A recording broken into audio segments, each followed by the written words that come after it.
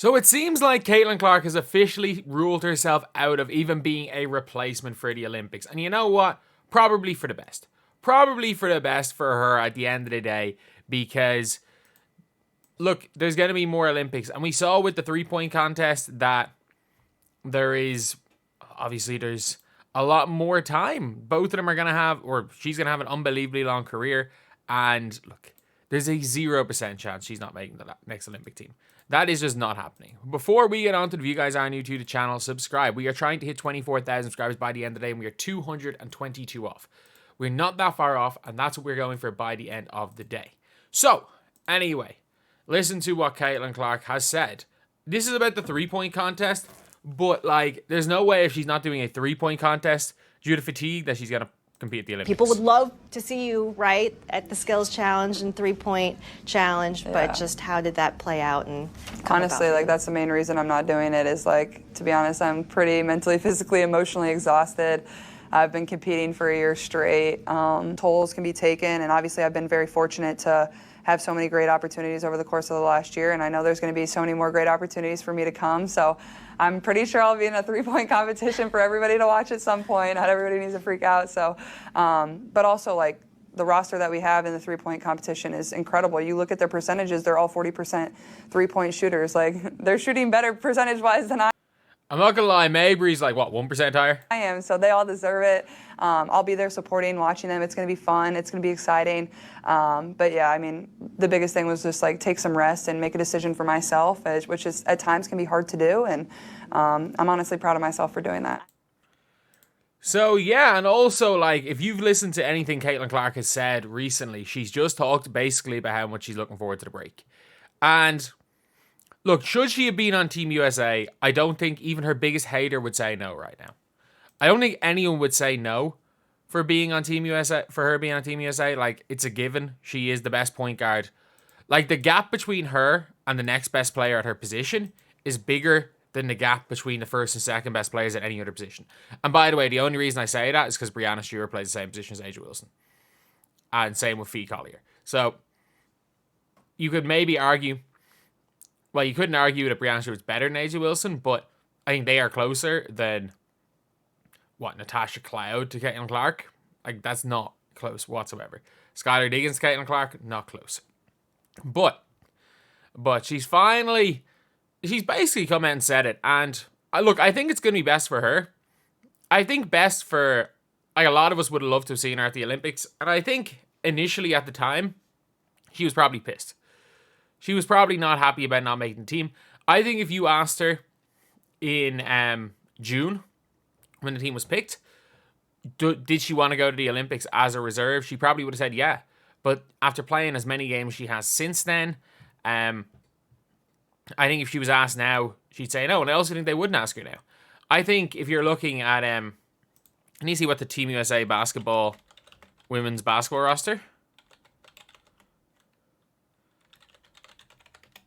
Because it's not just the Olympic team, because they do have, like, obviously a much bigger set of players. Like, obviously the Olympic team is the Olympic team. You've got a Cheryl Reeve as a coach. But they also had, like, I need to find the, like, if you look at the qualifying tournament. So for the qualifying tournament, they brought Ariel Atkins, who was insanely good, by the way. I think Ariel Atkins should have made the team. They brought Ryan Howard, who's obviously playing 3-on-3. By the way, they would have lost it to Kids if she wasn't playing yesterday. And obviously you had a few other players there. So what is it? 3 of them gone, 3 in.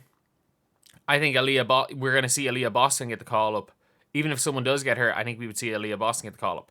And again, the team is effectively locked in. I think they made a huge mistake at the time. And even if it wasn't bringing Caitlin Clark, I just think this is a big mistake. I think the Chelsea Gray decision was a mistake that I think they realised has backfired. I think they've realised the Chelsea Gray mistake. And they're now going to be forced to play Jackie Young point guard, which is not her best position. Or maybe even play, at times, Kelsey Plum point guard. So, it's going to be a bit of a struggle.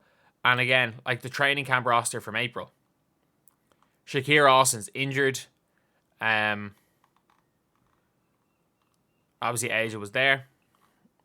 So, obviously, Shakira Austin was the one player that was hurt, it seems. Or they ended up not getting picked from here, and Ariel Atkins. So, I still think they would, even if someone does get hurt, they're not going to bring her. They wouldn't. And I think Caitlin Clark would also refuse. So, we can finally put to bed all the will Caitlin Clark go to the Olympics? Because should she be on the team? Of course. If anyone is saying Caitlin Clark should not be on the Olympic team, they have not watched a single second of WNBA basketball. Look, if you're talking about best players in the world, for me, Asia 1, even though she's not having the best season in the world, Breanna Steward 2, 3 could be any of Kat Copper, Caitlin Clark, Sabrina Ionescu, Fee Collier, Alyssa Thomas. They're all in that bracket, but she is in that bracket as well. She is in the, like, you can make a genuine good faith argument that she's the third best player in the WNBA. Like, that is how high I would say you can make a good faith argument that she is. And when it comes to Asia Wilson, I think Breanna Stewart is the only player you can make a good faith argument in that is better than her. I think both ends of the floor you can't. Because I think the best offensive player in the WNBA is Caitlin Clark, maybe Sabrina, but I think it is Caitlin Clark. And Asia Wilson is just like the third or fourth best offensive player, but also maybe the best defensive player. So, like, you take that into account, and she is also the best scorer and best defensive rebounder. Like, she's just unbelievable. But yeah, that's it. Our Team USA going to win. I don't think it's going to be easy. I really don't think it's going to be easy. I think Belgium are a hell of a team. I genuinely do think Belgium are a hell of a team. And, like, you can't take into account, like, you can't, like, not take into account the fact that Emma Messelman is an all-star level player. The French training with each other the whole time. Australia, player for player, could be tough. But I would assume America are going to win. I don't know which they're less likely to win. I think they have closer games in the women's. But I do think just there is a shot they lose in the men's. I think, and the scariest part about the men's USA team is that they know if they don't show up, they can lose. Like, this isn't like the dream team. Heck, this isn't even like the 2021 team where they just got shell-shocked that they were losing all their games. This is like a team that you can see when they go down in games, they actually like think there's a legitimate chance to lose. And like a USA team in men's that are respecting their opponents are dangerous. But in the women's, I can't see them losing. I think, again, Belgium are not going to be an easy one, but I do think they win that game by like 10 points in the end. I don't think there's as much of a chance of a team getting nuclear hot in the women's as in the men's.